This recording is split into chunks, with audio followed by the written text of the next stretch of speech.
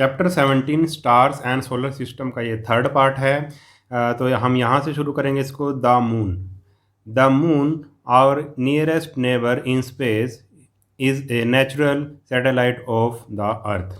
अब जो मून है वो हमारा क्या है, नियरेस्ट नेबर है, सबसे पास है हमारे स्पेस में, और ये एक नेचुरल सैटेलाइट है अर्थ का। ठीक है, a satellite is a relatively smaller heavenly body that revolves around a much heavier body। और सैटेलाइट किसको कहते हैं?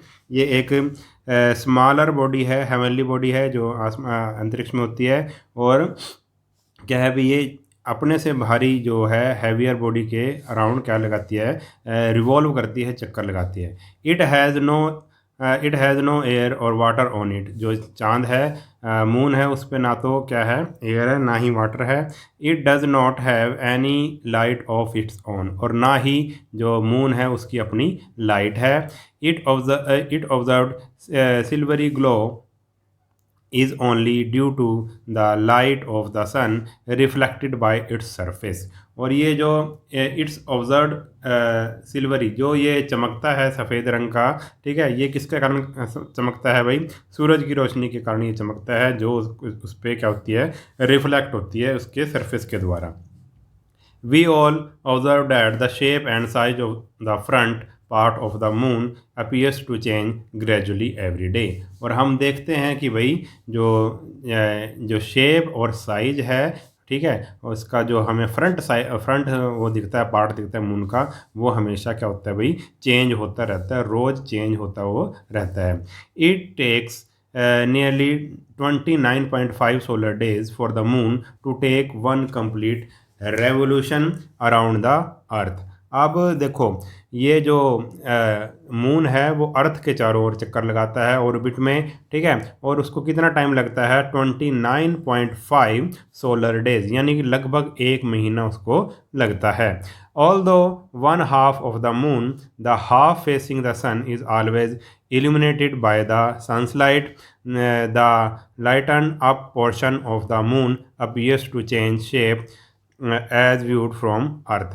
अब क्या है भाई, ये कह रहा है although one half of the moon, one half of the moon, जो आधा उसका जो पार्ट है वो हमेशा सूरज की तरफ रहता है, आप ऐसे करो, और जो उसकी जो पिछली साइड है वो सूरज की तरफ नहीं रहती, इसलिए आधा वो लगभग चमकता रहता है और आधे भाग वो हमें नहीं दिखाई देता। This is due to changes in relative position of the earth, the sun and the moon. और ये किसके कारण होता है कि भाई चांद हमें कभी पूरा दिखाई देता है, कभी थोड़ा दिखाई देता है, कभी आधा दिखाई देता है? This is due to changes in relative position, क्योंकि रिलेटिव पोजीशन चेंज, सभी रिलेटिव पोजीशन चेंज होती रहती है। किस किस की? अर्थ, सन और मून की जो पोजीशन है वो चेंज होती रहती है। इसी के कारण जो चांद हमें कभी छोटा कभी बड़ा दिखाई देता है। During the first half of the moon orbit, और जब वो आधा जब अपना चक्कर लगा लेता है फर्स्ट हाफ, ठीक है, तो क्या होता है? The moons apparent size growth, और जो मून का जो साइज है वो बढ़ता है, और उसको क्या कहते हैं? वैक्सिस कहते हैं। During the remaining half of its orbit, और जब वो आधा रास्ता उसका रह जाता है ऑर्बिट का, तो वो क्या करता है? वो मून अपीयर्स टू डिक्रीज, तो उसको क्या बोलते हैं? वेन्स कहते हैं। यानी कि आपको पता है कि लगभग 30 डेज में वो चक्कर लगाता है पूरा अर्थ का। तो पहले 15 दिन तो चांद क्या होता है भाई, बढ़ता है, और जो अगले 15 दिन हैं वो चांद घटता है। अभी मैं इसको अब डायग्राम में दिखाऊंगा आपको। On a full moon day, जब फुल मून डे होता है, जब हमें पूरा चांद दिखाई देता है, the earth lies in between the moon and the sun, तब सन और उसके बीच में अर्थ आ जाती है। तब अर्थ और मतलब सन के बीच में, सॉरी, जब अर्थ लाइज बिटवीन मून एंड सन, जब मून और सन के बीच में अर्थ आ जाती है तो हमें फुल मून दिखाई देता है। इस सिचुएशन में हमें फुल मून दिखाई देता है। On this day the full face of the moon is visible to us, और जो फुल मून डे होता है इस दिन हमें फुल मून दिखाई देता है। Full face of the moon is visible to us, हमें पूरा दिखाई देता है। On a new moon day, और जो न्यू मून डे होता है उस दिन हमें nearly 15 after the full moon moon day के आफ्टर मतलब 15 दिनों के बाद क्या होता है, the moon is on the other side of the earth, जब मून है वो other side of the earth चला जाता है, hence we can not see it, यानी कि न्यू मून डे वाले दिन हमें चांद दिखाई नहीं देता, जिसको आप अमावस्या कहते हो हिंदी में, और फुल मून डे जब हमें चांद पूरा दिखाई देता है उसको हम पूर्णिमा कहते हैं हिंदी में, तो इंग्लिश में बोल देंगे फुल मून डे और new moon day. On the days following the new moon day, अब न्यू मून डे के बाद क्या होता है, the illuminated part of the moon that is visible from the earth appears crescent in shape. अब वो कैसा दिखाई देता है भाई, क्रीसेंट शेप में दिखाई देता है, वो अभी बताएंगे हम क्या है। मतलब कि जब न्यू मून डे के बाद वो फिर बढ़ना शुरू होता है, जब न्यू मून डे में तो कुछ भी दिखाई नहीं देगा, और फिर उसके बाद वो पहले उसकी क्रीसेंट शेप में दिखाई देगा, यानी कि जैसे इस टाइप का दिखाई देगा, जैसे मतलब केला सा होता है ऐसे, ठीक है, इस टाइप का दिखाई देगा चांद। अब the size of this illuminated part goes on increasing day by day until its full face becomes visible again on the full moon day। और ये क्रिसेंट शेप के बाद वो बढ़ना शुरू हो जाता है, धीरे धीरे बढ़ना शुरू हो जाता है, और लास्ट में वो फुल मून बन जाता है, फुल मून डे वाले दिन हमें फुल मून दिखाई देता है। This appearance of moon on different days are known as phases of the moon, और यही अपीयरेंस मून की कभी कम कभी ज़्यादा, ठीक है, दिखता है जब हमें, उसको हम क्या बोलते हैं, फेजेस ऑफ मून हम इसको बोलते हैं। अब मैं आपको समझाता हूँ कि भाई कैसे कैसे होता है ये।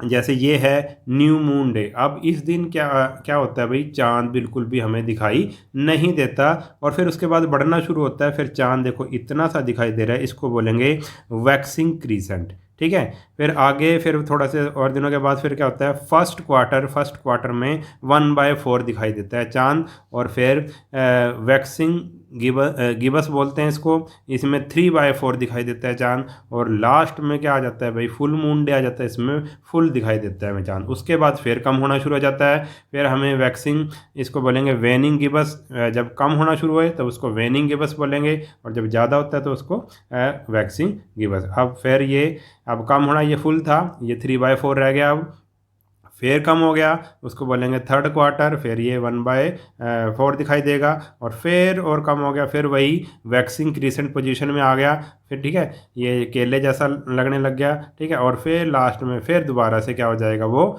न्यू मून बन जाएगा, यानी कि चांद दिखाई नहीं देगा, और फिर वही मतलब ये बार बार ये चीज़ होती रहेगी, ठीक है। न्यू मून से फुल मून बनेगा, और फुल मून से न्यू मून बनेगा, ये सारा प्रोसेस चलता रहेगा। आगे इसमें भी यही दिखा रखा है, जैसे ये सन है, ठीक है, और ये न्यू मून है, देखो तो हमें ये पूरा ये वही वाला प्रोसेस है जो हमने अभी पीछे किया है। फिर ये फुल मून बन गया, फिर ये कम होता जाएगा, ठीक है, फिर ये न्यू मून बन जाएगा, यानी कि दिखाई नहीं देगा, फिर ये बढ़ना शुरू हो जाएगा, वही प्रोसेस जो अभी हमने किया है, ऐसे ये चलता रहेगा, ठीक है। अब क्या है भाई, द मून सरफेस, मून का सरफेस कैसा है, क्योंकि आदमी जो है वो चांद पर जा चुका है, इसलिए हमें मून के सरफेस के बारे में पता है। In 1969, the American astronaut Neil Armstrong landed on the moon for the first time। जो नील आर्मस्ट्रॉन्ग सबसे पहले गए थे, जो अमेरिका के थे, लैंड किया था उन्होंने। He was followed by Edwin Aldrin, उसके बाद एल्ड्रिन गए थे।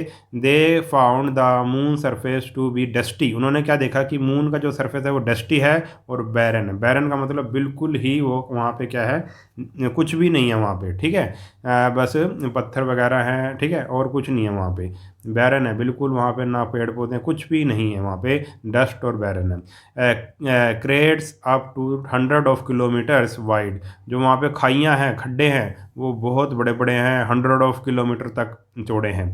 कवर इट्स सरफेस, और उसके सरफेस पे क्या है भाई, बहुत बड़े बड़े क्या हैं, खड्डे हैं, ठीक है। उसके बाद है भाई, उसके बाद है हमारे पास it also has large number of mountain ranges, यहाँ पे बहुत बड़े बड़े क्या है, पहाड़ हैं, ठीक है, माउंटेन रेंजेस हैं, यहाँ पे बहुत बड़े बड़े पहाड़ हैं। वैलीज एंड लावा प्लेन, और यहाँ पे वैलीज हैं और लावा, मतलब लावा निकलता रहता है, लावा की प्लेन्स हैं, मैदान है।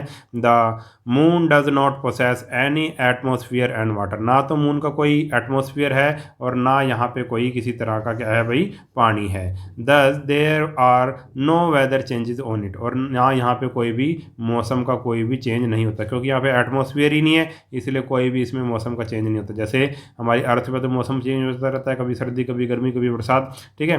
As there is no atmosphere to trap heat, इस क्योंकि यहाँ पे एटमॉस्फेयर नहीं है हीट को ट्रैप करने के लिए, क्योंकि the temperature on the moon is extreme, इसलिए जो मून का टेम्परेचर है वो क्या है, बिल्कुल ही एक्सट्रीम है। एक्सट्रीम का मतलब कभी कभी तो बहुत ज़्यादा हो जाता है, कभी बहुत कम हो जाता है। Ranging from 100 degree at noon, दोपहर को तो वो 100 डिग्री सेल्सियस तक हो जाता है, और रात को वो क्या हो जाता है, -170 डिग्री सेल्सियस तक वो रात को हो जाता है, ठीक है। ऐसा क्यों होता है, क्योंकि जो मून पे कोई भी एटमॉस्फेयर नहीं है।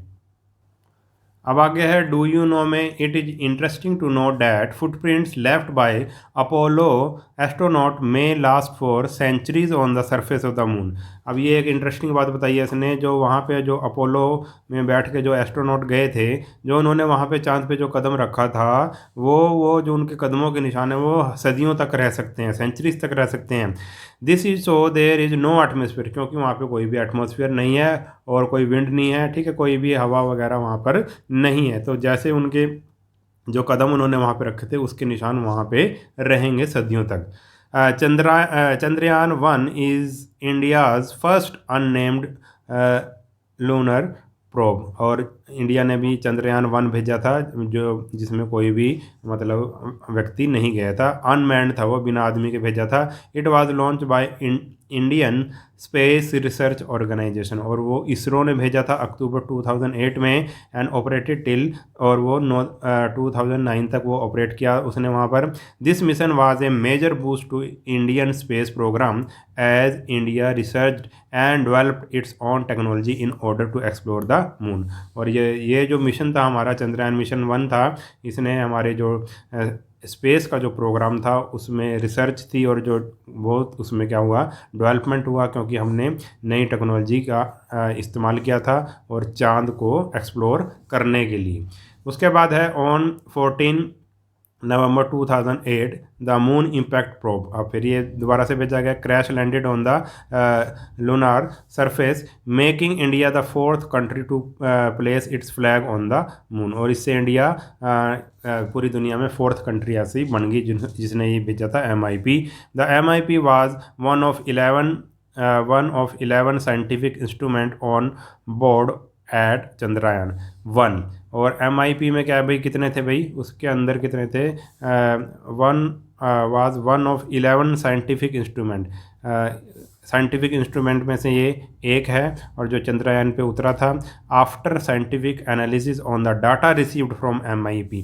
और जो इस MIP ने जो हमें डाटा भेजा था, ISRO confirmed presence of water on lunar soil. और जो इसरो ने जो MIP ने हमें डाटा भेजा, उसके बेस पे हमने बताया कि भाई चांद पे क्या है भाई, पानी है, ठीक है, चांद पे क्या है, पानी है, वो बर्फ़ की फॉर्म में उसमें है, ठीक है। इसलिए MIP ने ये हमारे पास डाटा भेजा था। तो इस वीडियो में हम इतना ही करेंगे।